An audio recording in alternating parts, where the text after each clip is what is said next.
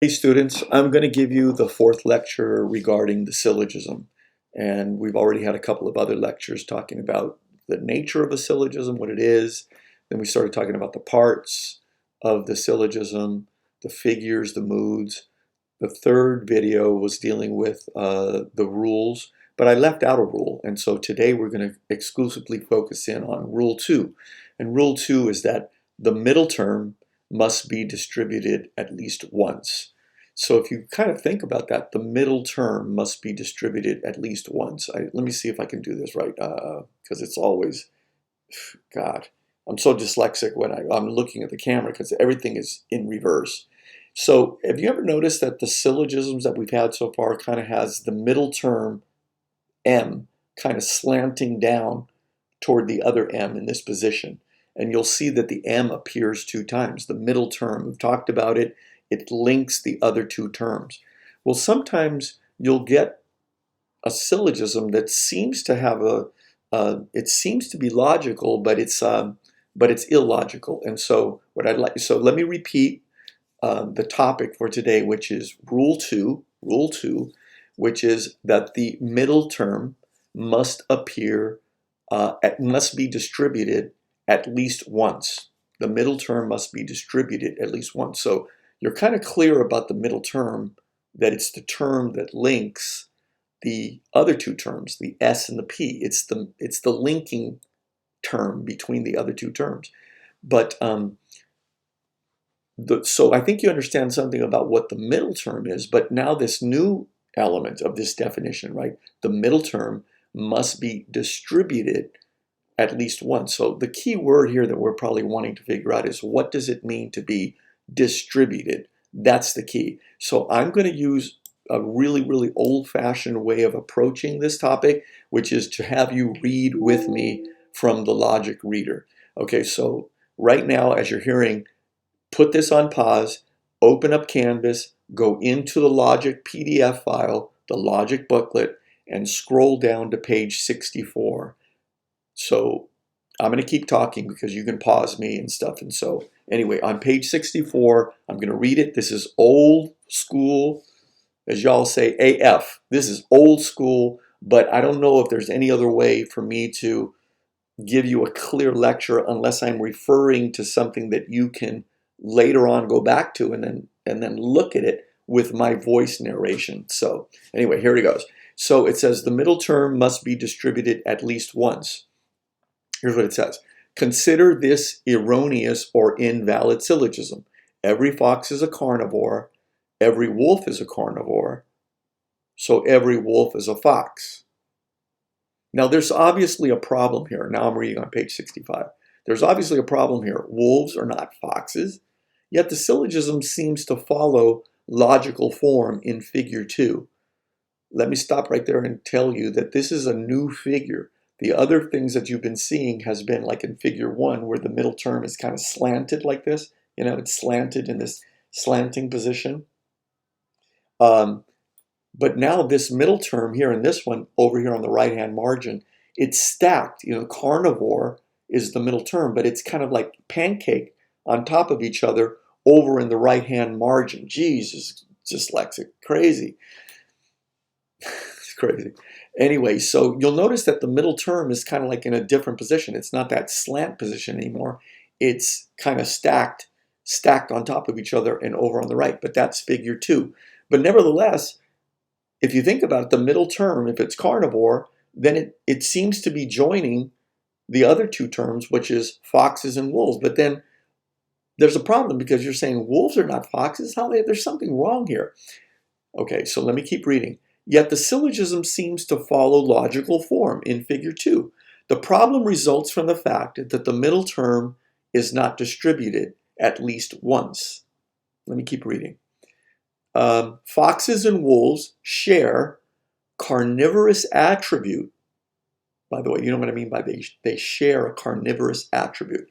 Foxes like meat, wolves like meat. They're carnivores. They share a carnivorous attribute in common, but the category of carnivore also includes many other animals, such as tigers, lions, or cheetahs, right? Those other animals are carnivores too. So what do we mean by distribution? Hang on there. Okay, you guys. Now, we're going to talk about what distribution means because that seems to be the problem here. Okay, so now I'm reading on page 65, distribution of terms in the syllogism. Every syllogism is made up of three propositions. Propositions are complete thoughts, i.e., a subject and a predicate. Here's a complete thought. Barack Obama was the first African American president in U.S. history.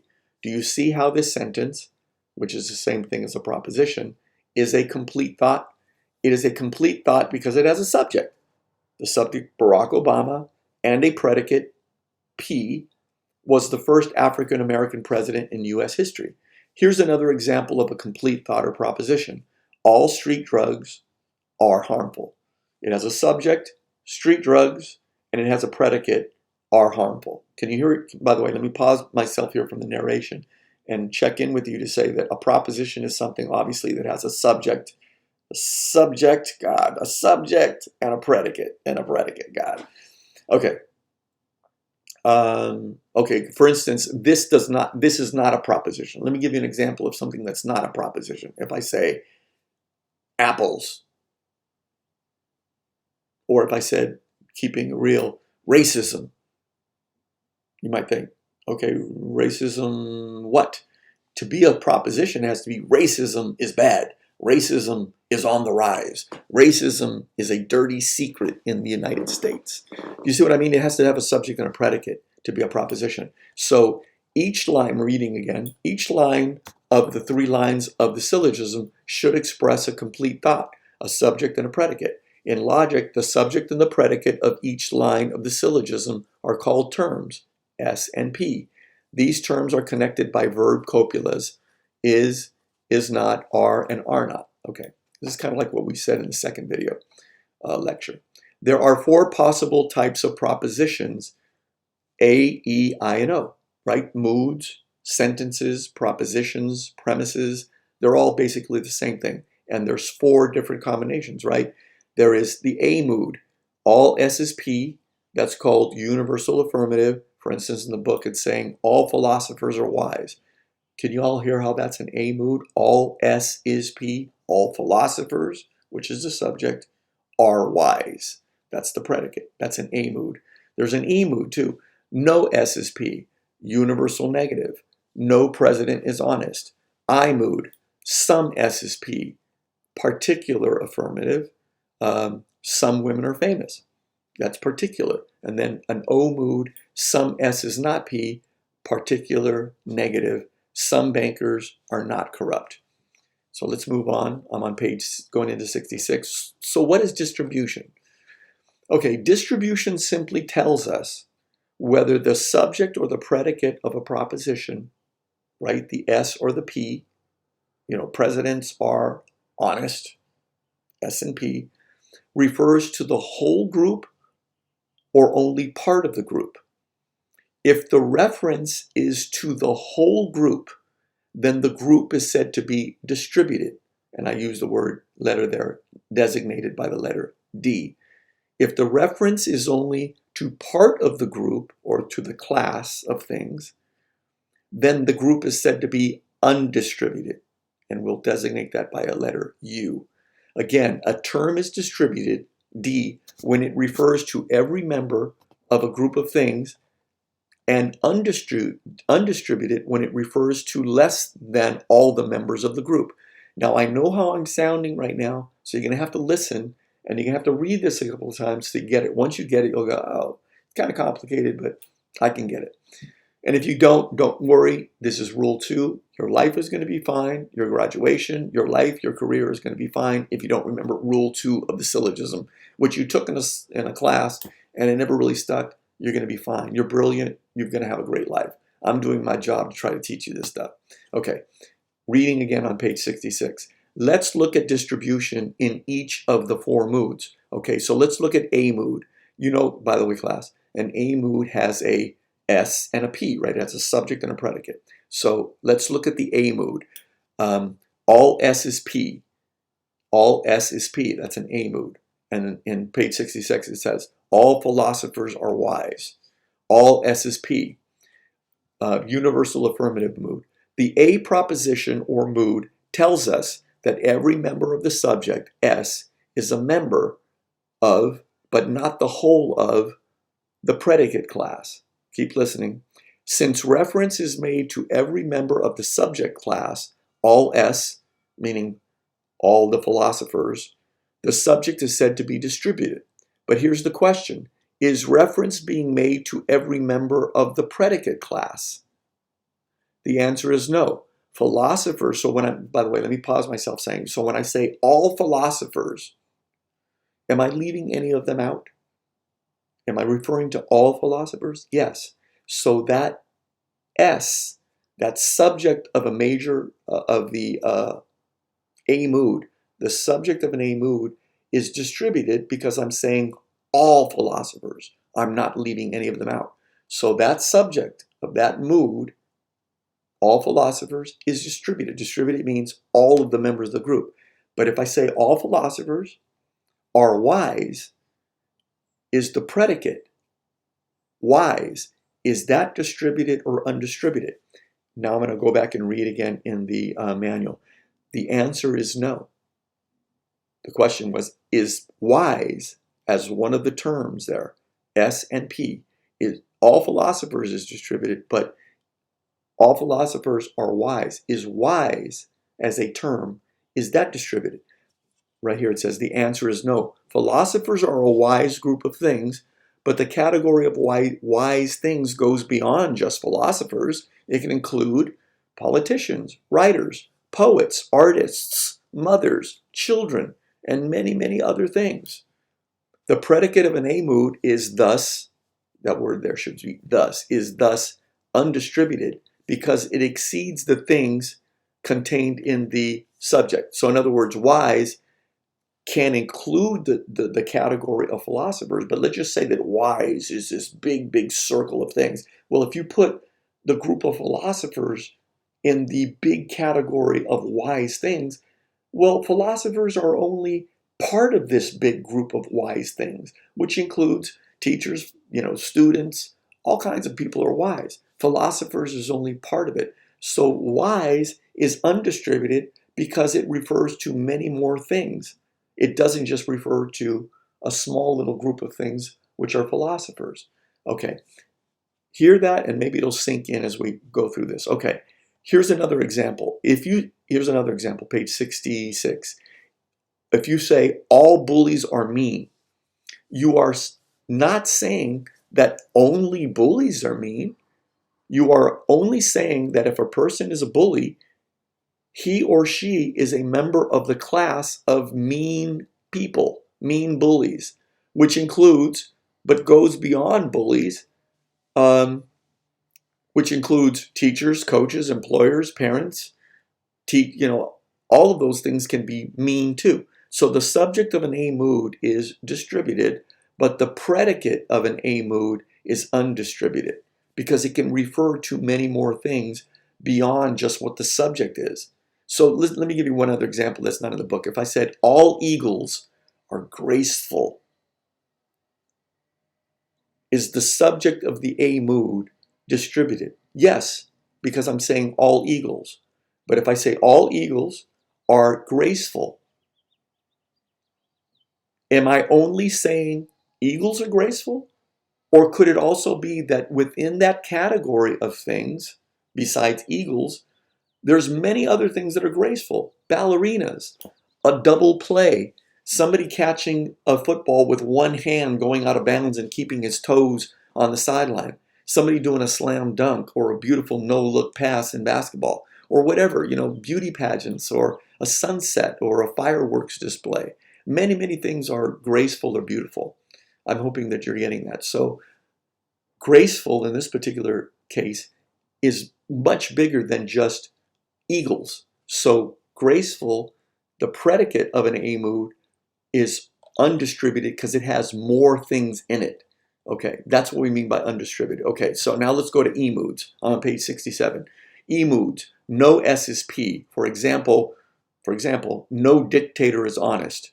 No S is P. This is a universal negative mood, right? E propositions or moods state that no single member of the S class, by winning the S class, the subject, in this case, dictator, is a member of the P class, the predicate. Thus, the reference is to the whole of the subject and to the whole of the predicate class. So if you say no dictator is honest, you would have to be aware of every member of the dictator class to know that there were no honest people in that group. So the subject of an E mood is distributed. And the predicate is also distributed. So let me stop there for a second and go back to the example here in the booklet. When it says no dictator is honest, let's look at the subject, which means dictators. Am I leaving any dictators out? When I say no dictator is honest, can you guys hear that I'm referring to the entire class of dictators? So that means that the subject of an E mood is distributed because I'm referring to the entire class. No dictators. Nobody in the dictator class is honest. So this subject of an E mood, the subject of an E mood is distributed because it's referring to all of those groups, to all of those people in the group.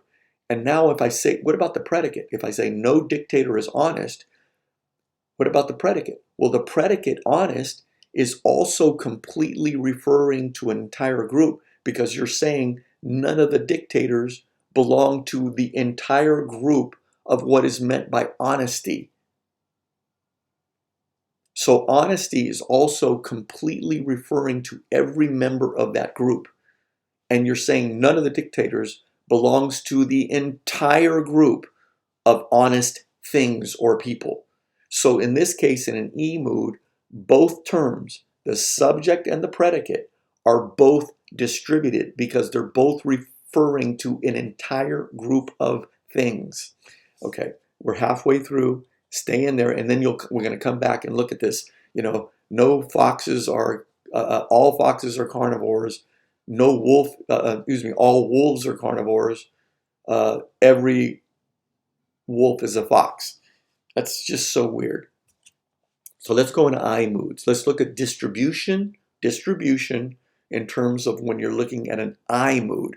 Okay, I moods. What's an I mood? I'm looking at page 67. It says some S is P. Example, some women are famous. Now, some S or P, particular affirmative. The use of the word some makes it clear to you that only some of the members of the subject class, women, are being referred to. Thus, the subject of an I proposition is undistributed. If you're only saying some women are famous, well then there's many other women in the women's group that aren't famous. So you're only referring to some of the group. Well, that would mean that the subject of an I mood is undistributed. Well, what about the predicate? Okay. So then I'm reading, but what about the predicate of an I mood? It is also undistributed. Why is that? There are many other people in that famous class who are not women. Men can be famous, children can be famous, and even mammals, such as Shamu, can be famous. For example, if you say some men, let's move on to an example, some men are wealthy, you are identifying only some members of the wealthy class. You are not dealing with the rest of that wealthy class.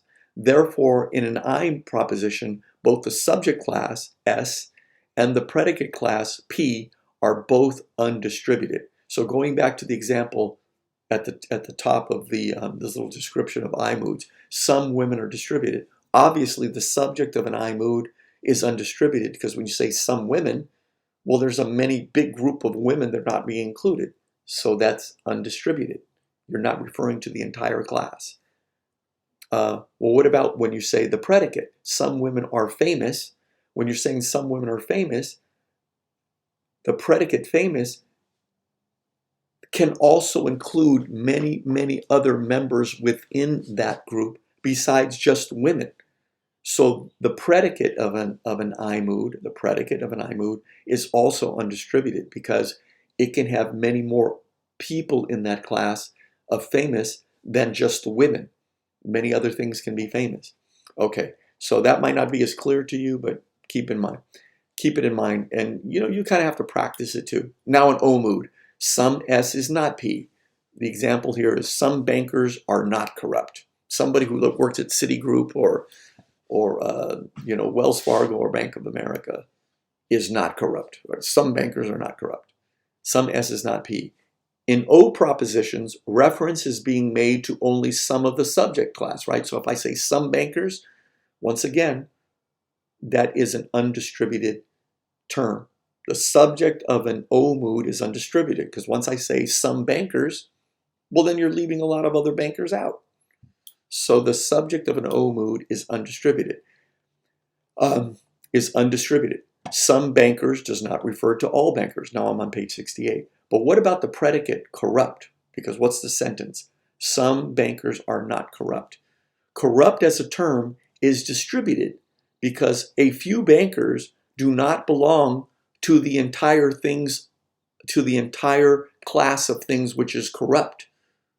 So let me say that in other words. If I say some bankers are not corrupt, you know that the subject of the O mood is undistributed because some bankers is not all bankers. So that class of things, some bankers, is undistributed. There's many other bankers that are outside that group. But when you say some bankers are not corrupt, you are excluding the some bankers from the entire group of things that are corrupt. So you're referring, the predicate is an entire group, and the sum of the bankers is being negated, denied access to the entire group of things that are corrupt. You're referring to an entire group of corrupt things that the some bankers does not belong to. So the subject of an O mood is undistributed, but the predicate of an O mood is distributed because you're referring to the entire group. Okay, let me give you another example. Let's try another example. If I say some voters are not felons, they're not felon, they haven't been convicted of a felon. You have to know something about the sum total of felons to say that some of the registered voters are not found anywhere in that class. If you deny that something can be found inside a certain group, you would have to know the contents of that whole group. Hence, in type O propositions, the subject is always undistributed and the predicate is always distributed. Since the other members of S may or may not be outside of P, it is clear that the statement some S is not P does not make a claim about every member of the S class. So S is clearly undistributed, but the statement at the same time asserts that the entire P class is separated from the few members of the S class. Once again, the predicate in O moods is distributed, but obviously the subject of a O mood is undistributed. Okay, so now that you reviewed this with me, this attempted, if you're looking at the language, I put it in quotation marks, this attempted explanation of distribution, let's look at figure 2 again. And notice figure 2 is PM, SM, SP. It's slightly different than that other angled figure 1 that we are more familiar with when we use MP, SM, SP. This one is slightly different. It's pancake in a slightly different figure. Here's the example of the figure 2 syllogism we referred to earlier, which is invalid. A mood.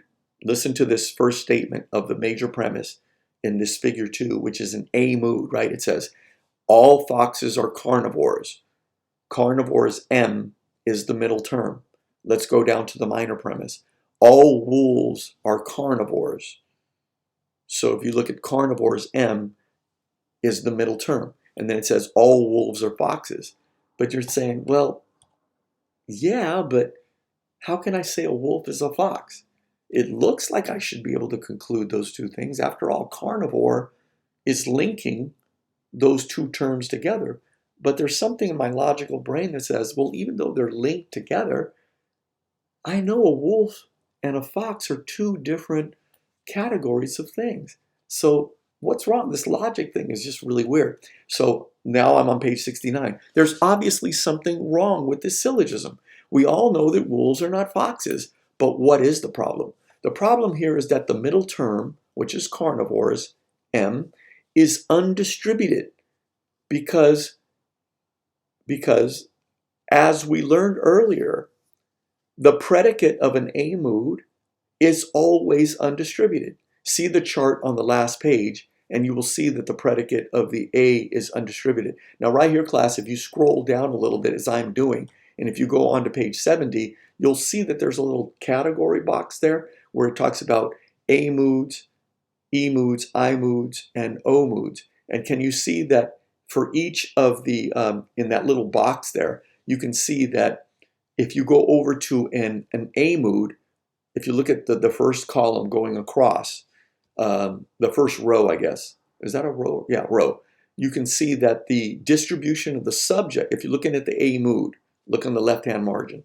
If you look at a universal affirmative or A mood, you'll see that the subject is distributed, but do you notice how when it talks about the distribution of the predicate, the distribution is undistributed? So let's go back up to page 69. It says, but what is the problem? I'm reading at the page at the top. The problem here is that the middle term, which is carnivores, M, is undistributed because, as we learned earlier, sorry about the little typo there, as we learned earlier, the predicate of an A mood is always undistributed. See the chart again on page 70, I guess. Now let's look at the wording of Rule 2 again. The middle term must be distributed at least once. Notice this does not occur when you have two A moods in a figure 2 syllogism. This leaves the middle term N, carnivore, undistributed in both the major premise and the minor premise, and thus this violates Rule 2. But what does this all mean? Right? In logic, certain syllogisms may appear in the proper syllogistic form, but they lead to a very strange conclusion, like the one we just saw. Wolves are not foxes. Something's wrong here. The reason this syllogism is wrong or invalid is that the word carnivores is undistributed.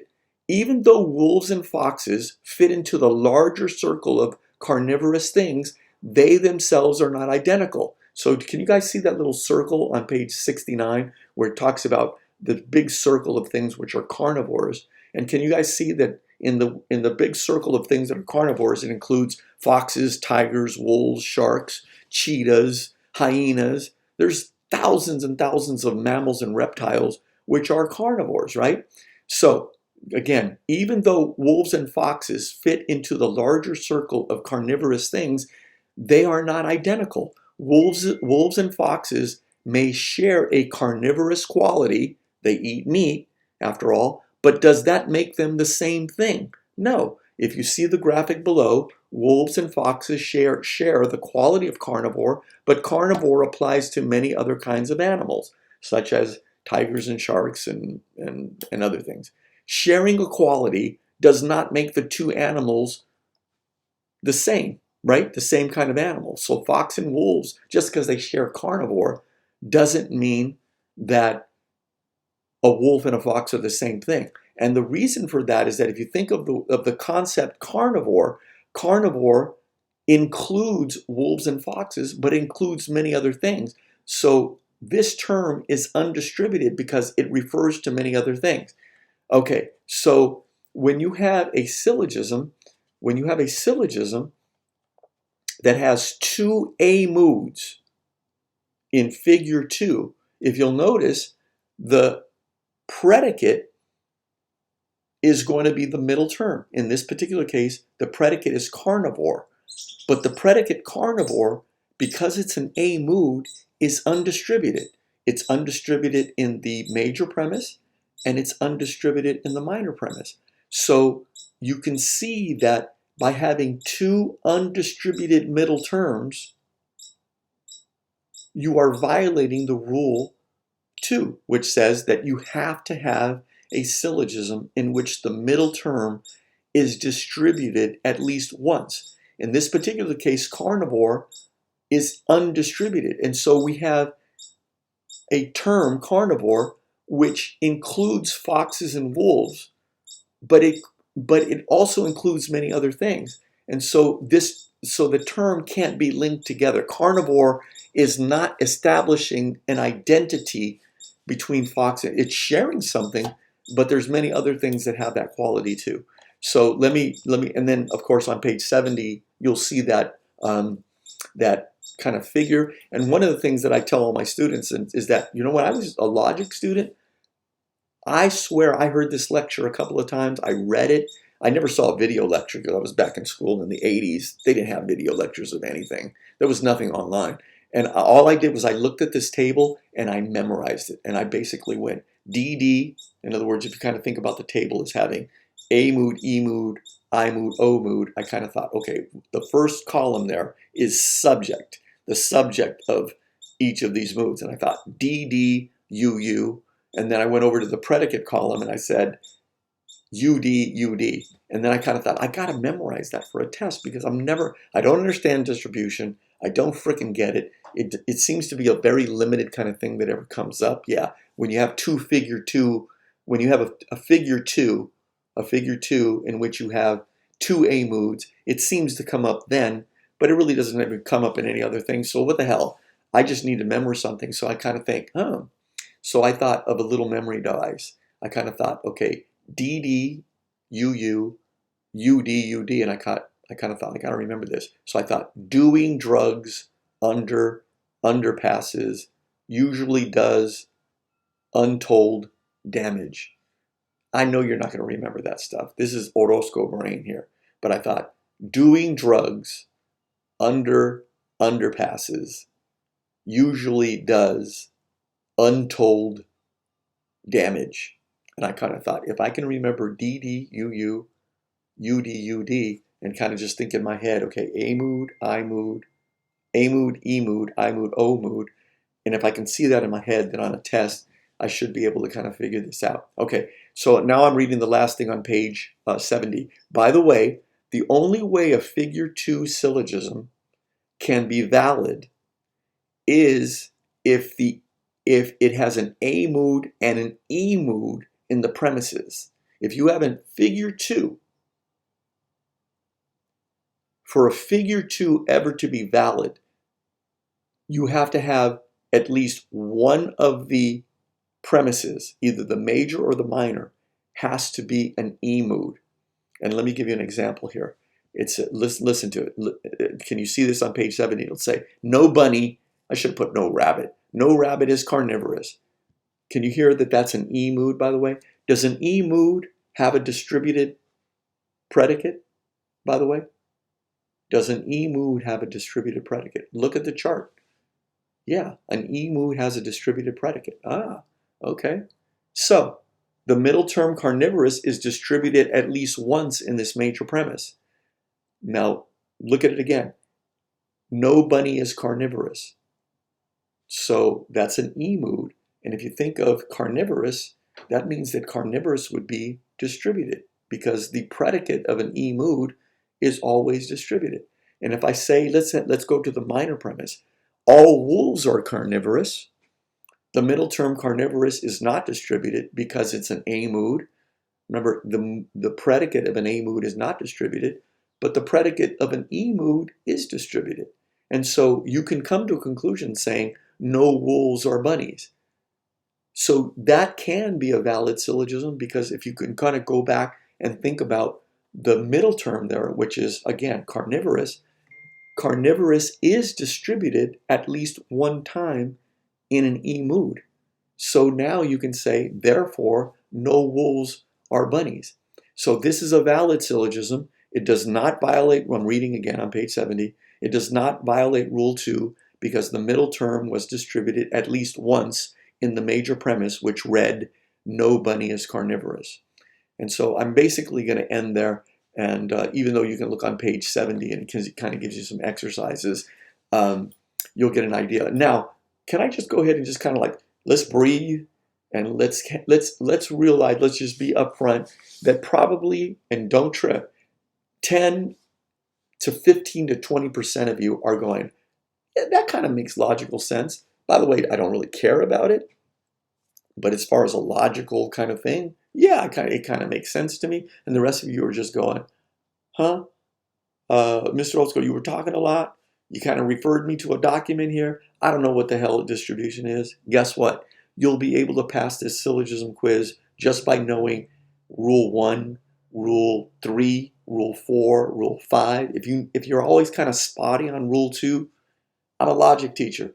I didn't get this. This is a true full disclosure. I didn't get distribution until the day I started teaching at Southwestern, or the semester I started teaching at Southwestern, and I was a new teacher, and they said, "You're teaching Logic 103," and I thought, "Oh, damn, I'm gonna have to learn distribution." And I guarantee you, class, if you were thrown into the same situation that I was one day, and they said, "Your class is gonna have to you explain the principles of distribution," guess what you would have to do?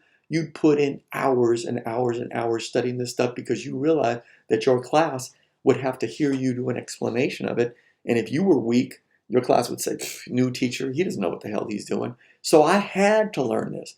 Did I learn it as a student? Hell no. And if you guys don't get it, I'm not going to trip. It's not good. It's 3% of the entire content of this class, 2% of the entire content of this class. You're going to be fine. And if you don't remember anything else, you can just kind of remember the table of distribution. DD, UU, that's referring to the subject, the subjects of A, E, I, O moods. And then the predicates would be UD, UD. And if you can kind of keep that little memory device that I thought of, doing drugs under underpasses. I was kind of thinking of the Chili Pepper song, under the bridge downtown, I threw my life away. Doing drugs under underpasses, DD, DD, UU, and then the predicate column would be of AEIO would be UD. So usually does untold damage. UD. Now, if that helps you, cool. If it doesn't, hey man, I did my best. Rule 2 does not come up very often in syllogism, but who knows? Maybe you go on to state, you become a logic major. I'm not saying that that's going to happen to you, but one of these days you might see some weird ass syllogism. You'll go, I remember being in a class one day and the teacher spent a lot of time telling us about distribution. I'll bet you this is a problem with distribution. One of the middle terms, whether it's in figure 1 or figure 2 or figure 3 or figure 4, I'll bet you one of them middle terms is not being distributed at least one time. That's all I'm going to say. Don't trip.